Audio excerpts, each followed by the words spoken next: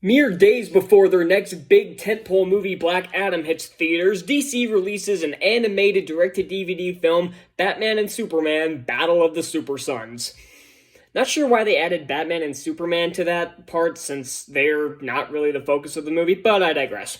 This movie follows the likes of John Kent, the son of Superman, and Damian Wayne, son of Batman. And they have to team up to stop Starro the Conqueror from taking over the Earth and essentially destroying it. Now, from the title Battle of the Super Sons, that is an incredibly misleading title, because I assumed that it was going to be some Batman v Superman level stuff. Just, well written. But that's not it at all. They don't actually, while they don't like each other at first, because that's obviously how the tropes in these kinds of movies go, they never battle. The two of them never battle each other. They team up pretty quickly, because all the other Justice League members and the Teen Titans and all, they're already been taken over by Starro. And again, this is an much like DC League of Super Pets, this wouldn't be my first choice for a movie to make, but it's an interesting idea. This is, of course, based on a comic series, pretty recent one, I think. And again, and much like DC League of Super Pets, actually, it's better than DC League of Super Pets, though. By default, this is the best DC film since Shazam, by default. So, and it's not a bad movie by any means. By saying default, that doesn't mean it's bad. I'm gonna move my laptop's in frame, who cares? But that doesn't mean it's great. It's not, like I said, it's not bad. It's not a bad movie by any means, but it has its issues. And one of my main issues is the animation. This is the first ever direct-to-DVD full CG animated DC film, and it shows. The 3D animation in this is not good. I don't like the designs.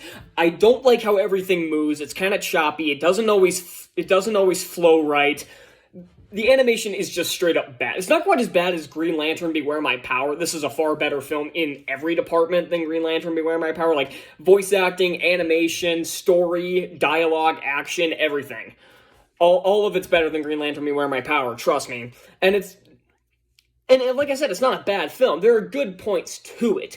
Like, the voice acting overall, I think is pretty good. I think John Kent is incredibly annoying, though. I don't know why Jack Dylan Grazer is pitching up his voice so much. Like, I get it. He's like, I think he's my age, like 18, 19, maybe a little older. I don't know.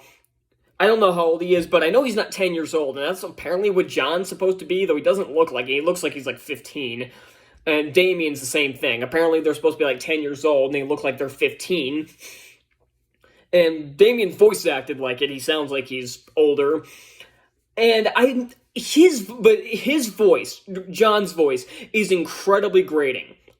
It's just super annoying. However, Troy Baker as Batman is still really good. I'm pretty sure this is the same guy who did it in Injustice. I don't know who does Superman in this movie, but he does pretty good. I like his voice for Superman. And Troy Baker, like I said, I'm pretty sure it's the same guy from Injustice.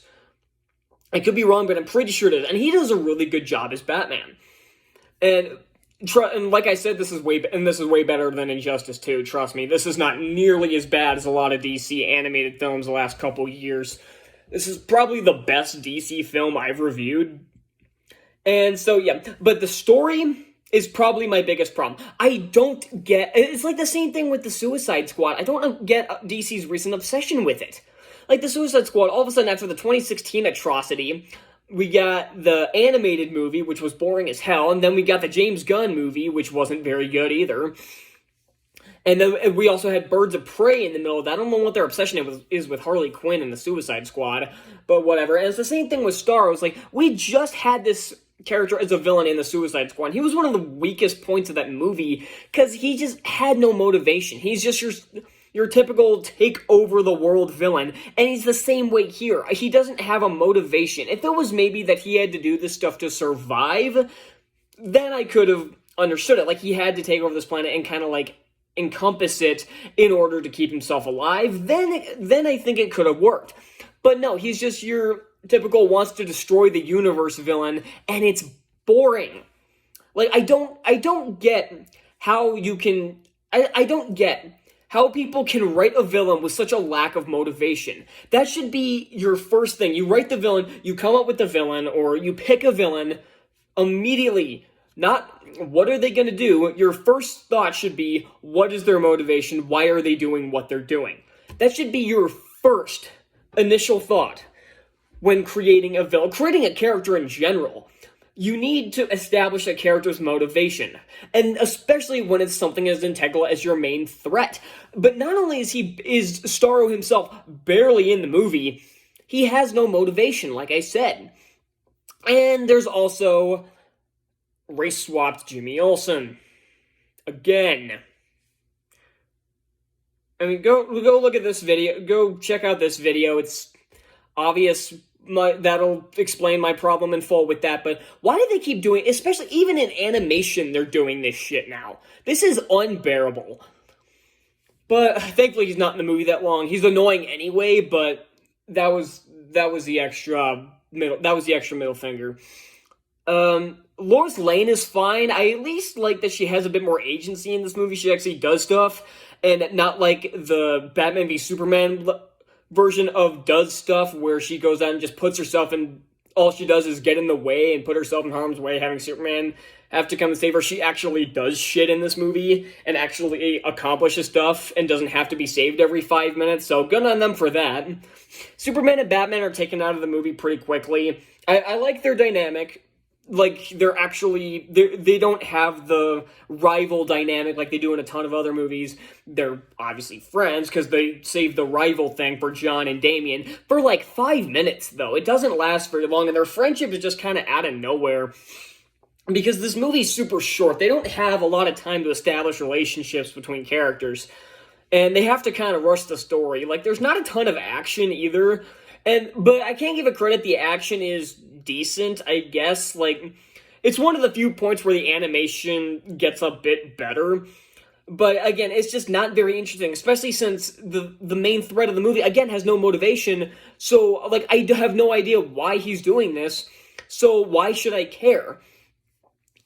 And like I said, John's annoying. Even the character is too. Damian, I actually like Damian in this movie. He's kind of a douchebag for kind of no reason at the beginning, but he's at least tolerable. I don't mind. He's not nearly as annoying as he was in most of the DC animated movie universe until Justice League Dark Apocalypse War, where he grew the fuck up. Here, he's not as annoying. He's actually pretty competent and pretty badass. So I like Damian in this movie. Lex Luthor, once again, they did the Lex Luthor as president thing that they apparently had in the Smallville universe that they revealed in Crisis on Infinite Earths for the CW. I don't know if that was in the comics. It probably was, considering they keep using it. And he's not in the movie very long. I will say the same voice actor who does Lex Luthor also does Starro in this movie. Nothing really to comment on there. I just felt like pointing it out, because I'm running out of things to talk about with this movie.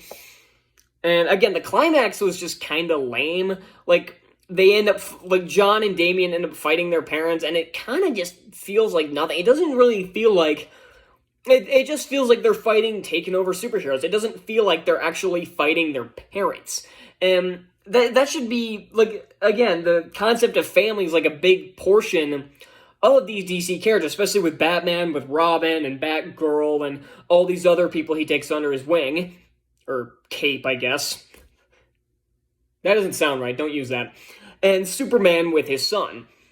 Especially since the movie opens with Jor-El sending Superman off to Earth.